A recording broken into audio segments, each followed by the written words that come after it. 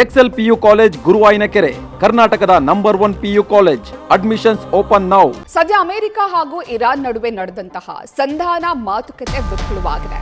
ಮತ್ತೆ ಸಂಧಾನ ಮಾತುಕತೆ ನಡೆಯುತ್ತಾ ಅನ್ನೋದ್ರ ಬಗ್ಗೆ ಅನುಮಾನಗಳು ಕೂಡ ಮೂಡಿದೆ.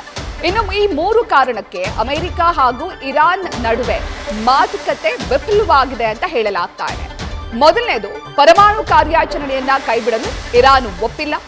ಲೆಬನಾನ್ ವಿರುದ್ಧ ಇಸ್ರೇಲ್ನ ಕಾರ್ಯಾಚರಣೆಯನ್ನ ಇರಾನ್ ವಿರೋಧಿಸಿದೆ. ಜೊತೆಗೆ ಹಾರ್ಮುಜ್ ಮೇಲೆ ಹಿಡಿತ ಸಾಧಿಸಲು ಇರಾನ್ ಪ್ರಯತ್ನವನ್ನ ಪಟ್ಟಿದೆ.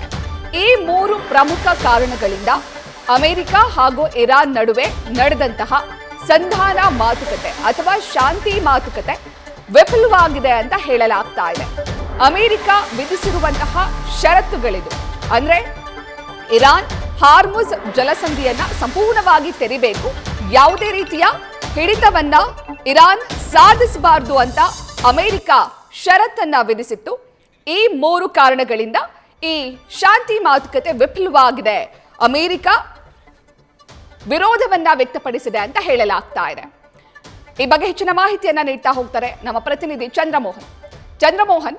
ನಿನ್ನೆ ನಡೆದಂತಹ ಶಾಂತಿ ಮಾತುಕತೆ ವಿಫಲ ಆಗೋದಕ್ಕೆ 3 ಪ್ರಮುಖ ಕಾರಣಗಳು ಅಂತ ಹೇಳಲಾಗ್ತಾ ಇದೆ. ಈ ಬಗ್ಗೆ ವಿವರಿಸಬಹುದಾ ಚಂದ್ರಮೋಹನ್? ಹೌದು ಪ್ರತೀಕ್ಷಾ, ಮುಖ್ಯವಾಗಿ ಅಮೆರಿಕ ಇರಾನ್ನ ಮುಂದೆ 3 ಮುಖ್ಯವಾದಂತಹ ಬೇಡಿಕೆಗಳನ್ನ ಇಟ್ಟಿತ್ತು. ಆ ಬೇಡಿಕೆಗಳಿಗೆ ಇರಾನ್ ದೇಶ ಒಪ್ಕೊಂಡಿಲ್ಲ. ಮೊದಲನೇದಾಗಿ ಇರಾನ್ ನ್ಯೂಕ್ಲಿಯರ್ ಅಸ್ತ್ರಗಳ ತಯಾರಿಯನ್ನ ಉತ್ಪಾದನೆಯನ್ನ ಸಂಪೂರ್ಣವಾಗಿ ನಿಲ್ಲಿಸಬೇಕು ಅನ್ನುವ ಬೇಡಿಕೆಯನ್ನ ಅಮೆರಿಕ ಇರಾನ್ನ ಮುಂದೆ ಇಟ್ಟಿತ್ತು. ಆದ್ರೆ ಇದಕ್ಕೆ ಇರಾನ್ ಒಪ್ಕೊಂಡಿಲ್ಲ. ಎರಡನೇದಾಗಿ ವರ್ಮೋಜ್ ಜಲಸಂಧಿಯನ್ನ ಸಂಪೂರ್ಣವಾಗಿ ಎಲ್ಲಾ ದೇಶಗಳಿಗೂ ಓಪನ್ ಮಾಡಬೇಕು, ಯಾವುದೇ ಟೋಲ್ ಅನ್ನ ಸಂಗ್ರಹಿಸಬಾರದು ಅಂತೇಳಿ ಅಮೆರಿಕ ಕೂಡ ಬೇಡಿಕೆ ಇಟ್ಟಿತ್ತು. ಈ ಎರಡನೇ ಬೇಡಿಕೆಗೂ ಕೂಡ ಇರಾನ್ ದೇಶ ಒಪ್ಕೊಂಡಿಲ್ಲ. ಇನ್ನು ಮೂರನೇದಾಗಿ ಲೆಬನಾನ್ ನಲ್ಲಿ ಇರತಕ್ಕಂತಹ ಹಿಜ್ಬುಲ್ಲಾ ಉಗ್ರಗಾಮಿ ಸಂಘಟನೆಗಳು ಕೂಡ ಇರಾನ್ ಯಾವುದೇ ರೀತಿಯಾದಂತಹ ಬೆಂಬಲವನ್ನ ನೀಡಬಾರದು ಅನ್ನುವ ಬೇಡಿಕೆಯನ್ನು ಕೂಡ ಇಟ್ಟಿತ್ತು.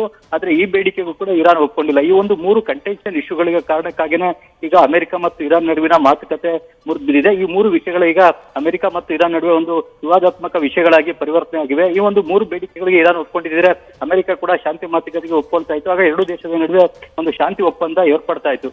ಆಗ ತಾತ್ಕಾಲಿಕ ಕದನ ವಿರಾಮ ಶಾಶ್ವತ ಕದನ ವಿರಾಮವಾಗಿ ಮಾರ್ಪಾಡಾಗ್ತಾ ಇತ್ತು. ಆದ್ರೆ ಈ ಒಂದು 3 ವಿಷಯಗಳೇ ಈಗ ಎರಡೂ ದೇಶಗಳ ನಡುವೆ ಬಿಕ್ಕಟ್ಟಿಗೆ ಕಾರಣ ಆಗಿದೆ.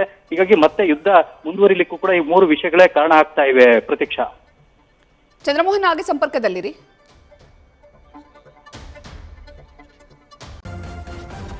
ನ್ಯೂಸ್ ಫಸ್ಟ್ ನಿರ್ಭೀತಿಯಿಂದ ನಿಮ್ಮ ಪರವಾಗಿ.